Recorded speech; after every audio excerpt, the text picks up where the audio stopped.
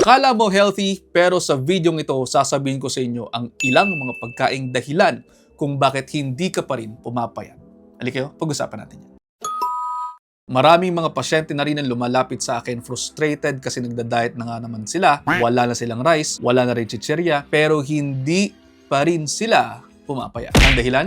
Kasi eto mga pagkain ito na sasabihin ko sa inyo, akala nila healthy. Ready ka na? Una, fruit juices and smoothies. Yes, natural lang mga yan, pero puro asukal. Yung isang baso ng mango shake mo na processed, pwedeng equivalent yan to 8 to 10 teaspoons of sugar. Pwede mo rin tingnan yung mga naka-tetra pack na fruit juices o yung mga nasa can.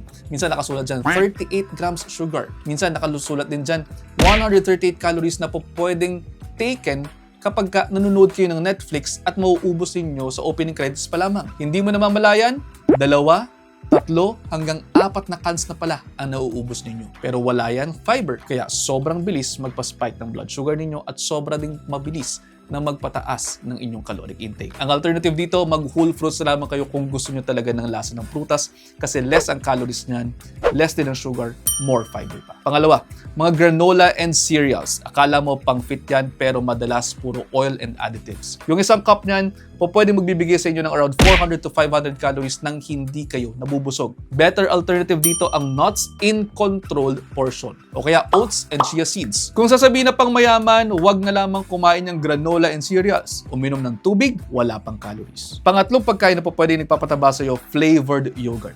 Oo, healthy naman po yogurt, pero yung mga flavored, think again and always read the label. Di ba nga, sabi nga natin, bago kainin, check the label. Minsan kasi yung mga flavored yogurt na yan, ang daming gatas, may sugar syrup pa, at mga flavorings, mas matamis pa nga sa ice cream minsan. Kaya naman ang better alternative dyan, plain yogurt. Mas mura yan at totoong prutas ang ilagay ninyo. Pang-apat, healthy brown bread. Marami kasi dyan sa mga nakikita sa market, may brown lamang yung tinapay, brown bread na yon, pero molasses ang nakalagay at hindi full grain. So again, anong nangyayari? Magsusugar spike lamang din at kapag sobra ang carbohydrate sa diet, it will be stored as fat. So anong better alternative?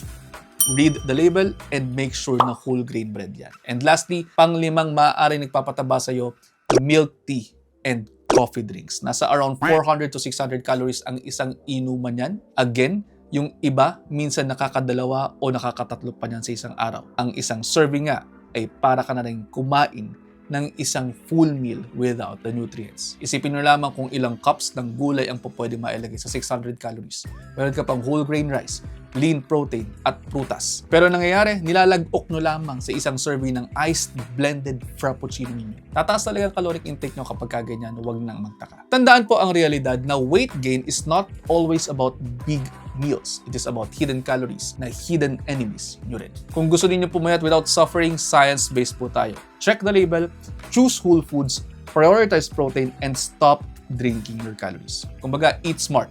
Tag nyo na rin po yung kaibigan ninyong mahilig pa rin mag-iced coffee sa fast food. Baka sakaling makatulong pa ito sa kanya. See you ulit next episode.